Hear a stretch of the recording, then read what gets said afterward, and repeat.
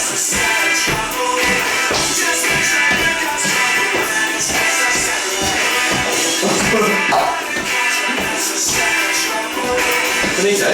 haven't you got a video to do? Shit!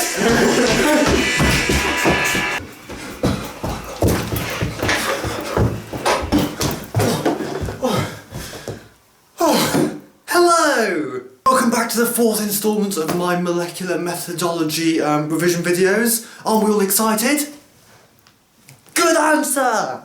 Right, now where were we? Now, we've made our cDNA library.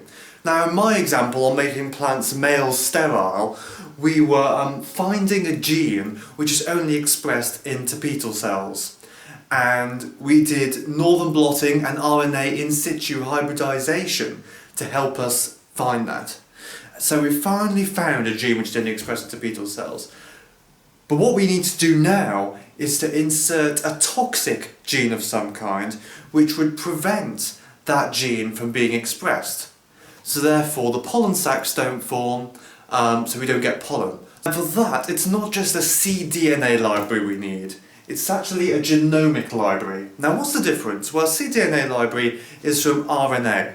It's a representation of all the genes which are currently being expressed at that time in a cell. Genomic library is everything. It contains the entire genetic makeup of an organism, all the DNA. Firstly, why is it important to construct a genomic library in the first place? Wasn't the cDNA library good enough? Well, the problem is that the cDNA library doesn't contain any promoter DNA, and that's what we're looking for. The promoter DNA is just before the coding region for a particular gene, and it's where transcriptional proteins bind to start the transcriptional process.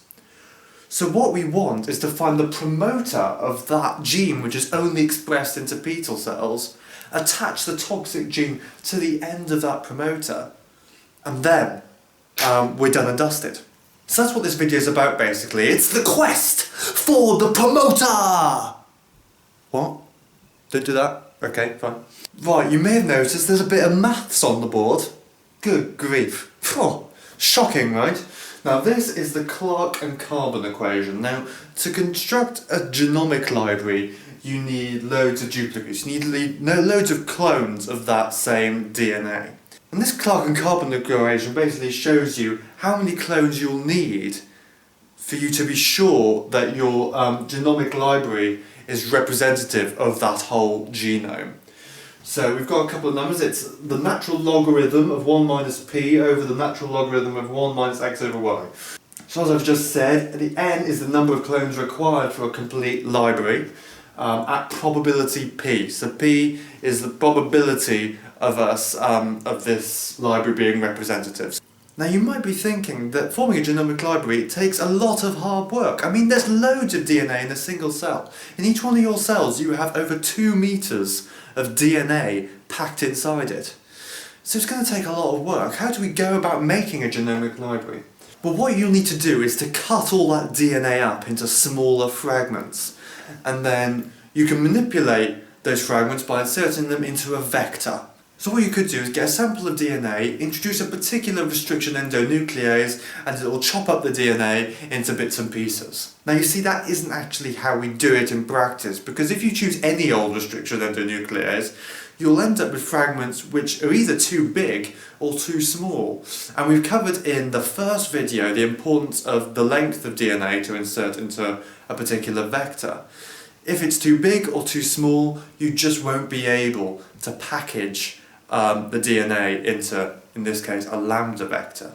So how do we increase our chances of being able to package all the DNA, or as much as the DNA as we can, into a vector? Well, what we do is a process called partial digestion. And there's a particular restriction endonuclease which is perfect for this job, and that is Sao3A. Now Sao3A is a bit of a busybody really, because it cuts very frantically, at random, throughout the DNA sequence, at its particular restriction site obviously, and it does this really quickly at any point in the genome. And as we add our Sao3A for not a very long time at all, because it's so quick, it won't end up cutting at all the restriction sites for Sao3A. Which is good because it's what we want, because we're less likely to get really, really small fragments then. So what you then do is then you put your DNA samples on an agarose gel, undergo gel electrophoresis, and see what size the fragments are that you just cut with South3A. Check if there's not too many big ones and not too many small ones. You know, we're looking for the Goldilocks approach here. We're looking for fragments which are just the right size. Now what you can do then is look at sequences which overlap, because obviously you've got loads of duplicate samples of your DNA. So if you look and see which sequences actually look the same, then you can merge these two sequences together and assume they were connected to one another. So over time you get to build up the entire genome of that organism. So after that we can get rid of all the big fragments and all of the small fragments. Small fragments in particular are a bit dangerous, because if you've got a small fragment, that could easily join up with another small fragment. Now those two small fragments probably aren't next to each other on the genome, so you would be misled into believing that those two fragments do join onto each other, which they don't. So we want to get rid of them. Now it's very important that we get the correct concentration of South3A right for this experiment, because I mean if we put too much in, then it'll cut too many times, you'll get smaller fragments. If we put too little in, we'll get too big fragments. Now another thing when you cut with South3A is that the sticky ends that you get from that are compatible with the sticky ends produced when you cut with another restriction enzyme, BAMH1. So if you cut your vector with BAMH1, and you cut your DNA from your genomic library with South3A, then you can ligate your insert into your vector very easily. So instead we use another restriction enzyme and we do a process known as the half-site arms cloning strategy. Sounds a bit long-winded. Let me take you through it. But the problem with that is that it's a bit messy, because as we've talked about a lot in these videos, that we put ourselves at the risk of religation. Okay, now what we've got on the board here is the restriction site for another restriction endonuclease called XHO1. Okay, so CTC-GAG. Notice the palindrome in that. And then we've also got the restriction site for South3A, which is GATC. So, when we cut with our restriction enzyme, we get these two fragments. Okay, and these two here. Now there's nothing stopping these two fragments coming back together again and joining up. But we don't want that, because we want to insert our insert. So what do we do to prevent that from happening? Well, what we do is we add some extra nucleotides into our mix. To this we add DTTP and DCTP. So that'll add nucleotides here and here, a T and a C. And to our DNA that we want to insert into the vector that we've cut with South3A, we add DGTP and DATP. So, like that. So now we're left with this one with a 2-base sticky end, and with this one with a 2-base sticky end. Now, these sticky ends here are complementary to these two here, so they can join. We can ligate them together, and then we have a recombinant lambda vector. This other fragment, on the other hand, will now not religate to this fragment here, meaning there's no religation, so our problem's solved. God, they're clever buggers, aren't they? For the next step in our journey to find the promoter, we have to do southern blotting. So what is southern blotting? Now, southern blotting is a technique invented by Edwin Southern, who got the Nobel Prize for it in 19-something or other. I've just seen his Wikipedia page, and yeah, he looks like a very nice chap. He's now Professor of Biochemistry at Oxford University, which lowers my opinion of him a little bit, but no, still a very nice chap. Southern blot is actually the only blot which is actually named after a person. The northern blot, which we covered in the last video, and the western blot, which we should come on to eventually, are all just a genetics, joke really. Aren't they funny? Because it's southern, it was Edwin Southern, so it was southern blot, so northern blot, and then western blot. Sorry, might have overdid it a bit there. The basic process of southern blotting is that you've got your genomic library, you're looking for a particular gene within that genomic library, and once we find that, we can look upstream of that and find the promoter. Okay? So we've got collections upon collections of clones of our genome, all inserted into lambda vectors. So what we need to do, we need to extract each plaque and purify it through plaque purification, and then put all of that onto an agarose gel. Induce an electrical current, gel electrophoresis will happen, and the DNA fragments will separate according to their size along the gel. Now this technique isn't to find out the length of a DNA fragment, we've already done that. So this is just merely just to separate the fragments out a bit. I mean, it's like you've got a pile of socks, you know, you can look through them better if they're all spread out on your bed, right? Exactly the same thing.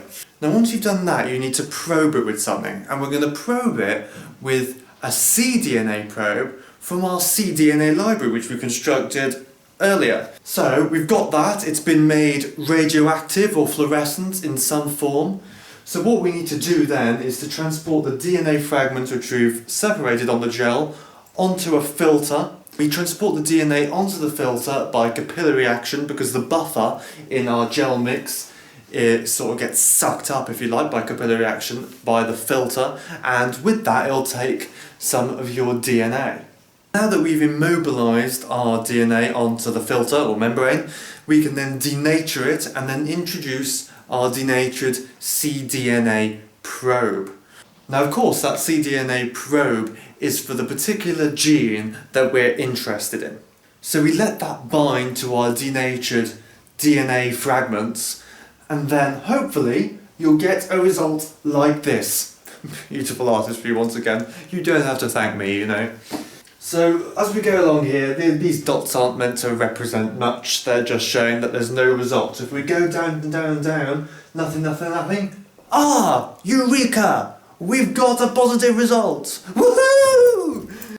Yeah, sorry, I overreacted there as well, yeah. Now something else you may have noticed, that the cDNA isn't exactly identical to the fragment downstream of the promoter in our genomic library, because obviously the genomic library contains loads of junk DNA, loads of introns and stuff which doesn't get transferred into mRNA. So therefore that won't show up in your cDNA, which is made from mRNA. But there should be enough complementary base pairs for our probe to bind to our genomic DNA fragment. Now that's all well and good, but now the real work starts, because what we're going to do then is look upstream of that to find the promoter DNA, because that's where the promoter will be. Now, it's a bit difficult to work out the length of that promoter. How much DNA do you think we'll need to take upstream for us to be pretty sure that we've got the whole of the promoter sequence there, because that's what we want.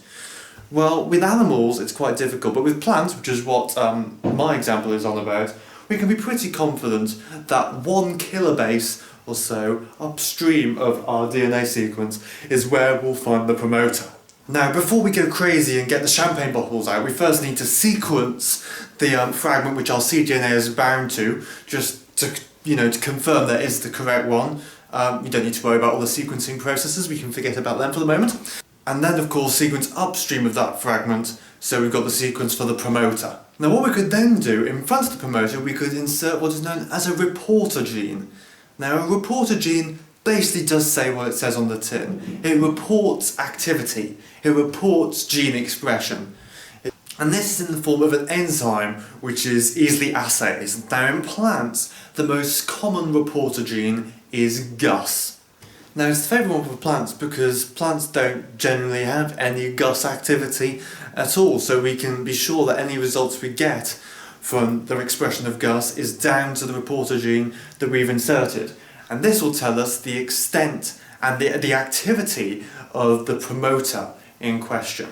You could also find this out, of course, in the northern blot, which we talked about in the last video, so check that out if you want.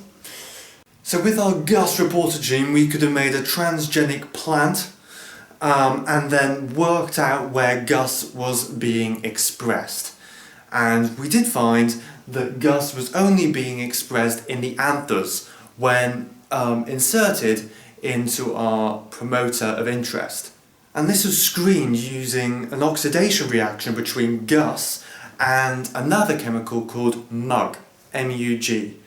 And when those two react together, you'll get fluorescence. So it's quite easy to detect when the Gus gene is being expressed. Just look at it under UV light or something like that. And that's it. I'll see you next week, hopefully. I don't know what to do next week's on. Hopefully maybe some stuff on gene expression in different kinds of organisms. So we'll cover that. We'll cross that bridge when we come to it. But for the moment, bye. What am I going to do? Oh, okay.